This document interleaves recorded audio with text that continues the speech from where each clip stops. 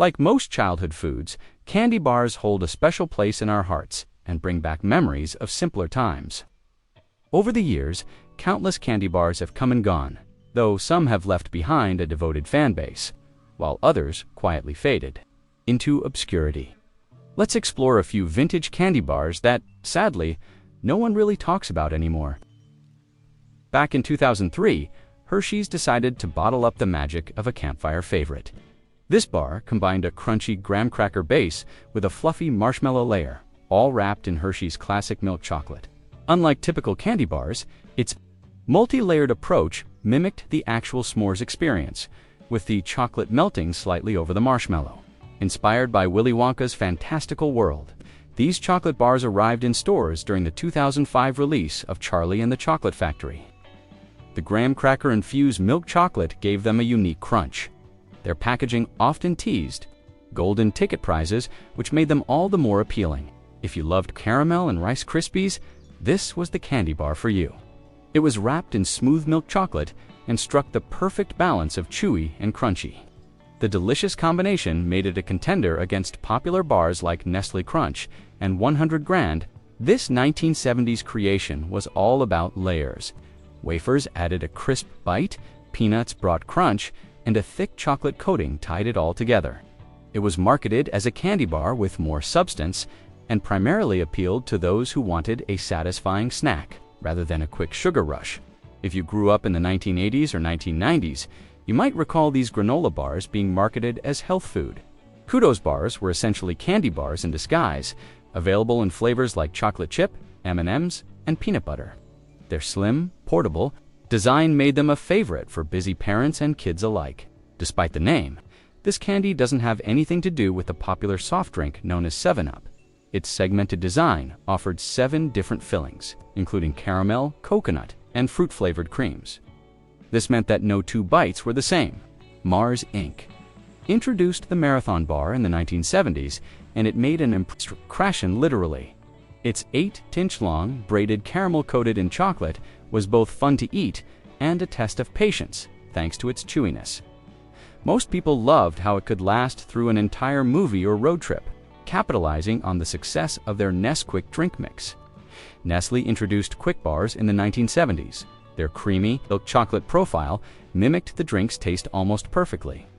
Having said that, the transformation from drink to candy bar wasn't as seamless as they thought, and the candy was eventually pushed out of the market. Peanut butter lovers still mourn the loss of PB Max. Launched in 1989, this bar featured a generous layer of rich, creamy peanut butter atop a whole-grain cookie base enveloped in milk chocolate. The cookie also had a subtle crunch, which made it more texturally interesting than a simple peanut butter cup. Baseball legend Reggie Jackson was the inspiration behind this candy bar that debuted in 1978. Its peanut and caramel core, coated in chocolate, was shaped into a circular disc rather than the traditional bar as a tribute to baseballs. The bar gained quite a following, but like all seasonal items, was eventually discontinued. This one was all about recreating the experience of a creamy chocolate milkshake minus the glass. The milkshake candy bar offered a malted nougat center with a unique profile that differentiated it from standard nougat bars. Its creamy texture and rich taste made it a favorite for those who loved the flavor of old-fashioned malt shops. Launched in the UK, the 54,321 chocolate bar was like a greatest hits compilation of candy components. Its 5 layers wafer fondant, crisped rice, caramel, and milk chocolate offered a complex mix of textures and flavors. Plus, the catchy commercials kept it popular through the 80s.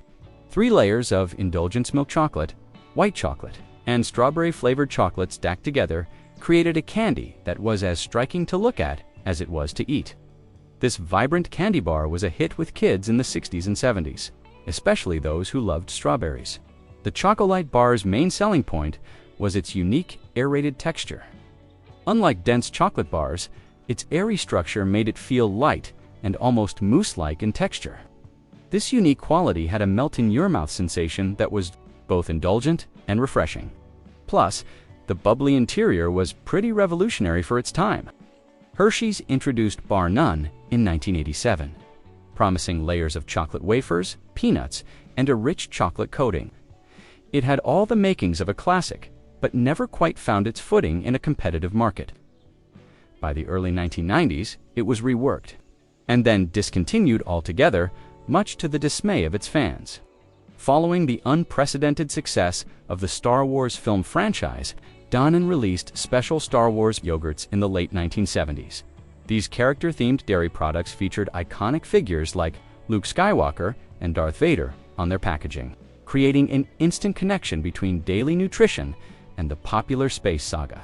Children encountered probiotics and healthy dairy options through this clever marketing partnership, making nutritious food more appealing through cultural relevance. Many families collected these containers alongside action figures and other merchandise, extending the Star Wars experience into mealtime. This pioneering product marriage between Hollywood and healthy eating opened the door for today's endless stream of nutritional products that struggle to make broccoli as exciting as Chewbacca. What began as an experiment in Disneyland's Casa de Fritos restaurant eventually transformed America's snack aisles when sour cream and onion Doritos launched nationally in 1966. The combination of tangy dairy notes with savory onion flavor created a more complex taste profile than most chips offered at that time. Frito-Lay's successful flavor innovation helped establish Doritos as a household name while demonstrating consumer readiness for more adventurous snack options. The immediate popularity of this variety encouraged the development of increasingly bold chip flavors across the industry. Without this creamy, oniony breakthrough, you might still be choosing between plain and barbecue, a snack dystopia no chip lover could imagine surviving. During the late 1970s, the distinctive flavor of Gatorade made an unexpected leap from bottles to bubble gum. With the introduction of Gator Gum, this innovative product infused traditional chewing gum with Gatorade's electrolyte formula and signature citrus and lemon-lime flavors. Athletes and active consumers appreciated the portable format that delivered the familiar sports drink taste without liquid refreshment. The product developed a modest following before disappearing from the market, only to resurface briefly during the 1990s. In creating a bridge between performance beverages and everyday confections, Gator Gum unknowingly sketched the blueprint for today's entire functional food industry. Ralston created a complete breakfast mythology with their 1970s Freaky cereal and its 7 colorful mascot characters. The wheat and corn-based breakfast cereal featured crunchy ring shapes that delivered kid-friendly sweetness while maintaining texture in milk. Children encountered elaborate character backstories through product packaging and television commercials, extending the cereal experience beyond mere consumption. The collectible cards and prizes packaged with Freakies transformed breakfast into a morning entertainment system. This immersive approach to cereal marketing established a template so effective that modern food companies still chase the elusive Freakies formula, creating not just food, but entire narrative universes for children to inhabit one spoonful at a time. Wrigley addressed a persistent consumer problem in 1979 with the introduction of Hubba Bubba, featuring a Lestocki formula that reduced gum sticking to faces and hair. The soft texture and bright fruit flavors appealed to young consumers. While parents appreciated the reduced cleanup requirements, the distinctive name, borrowed from World War II military slang, provided immediate brand recognition and cultural resonance. The technical innovation behind the Lestocki formula created a genuinely improved bubble-blowing experience that allowed for larger bubbles without the usual consequences. By solving the fundamental bubblegum paradox, bigger bubbles inevitably meant bigger cleanup disasters. Hubba Bubba didn't just create a product, but delivered the childhood promise of consequence-free bubble blowing that previous generations could only dream about.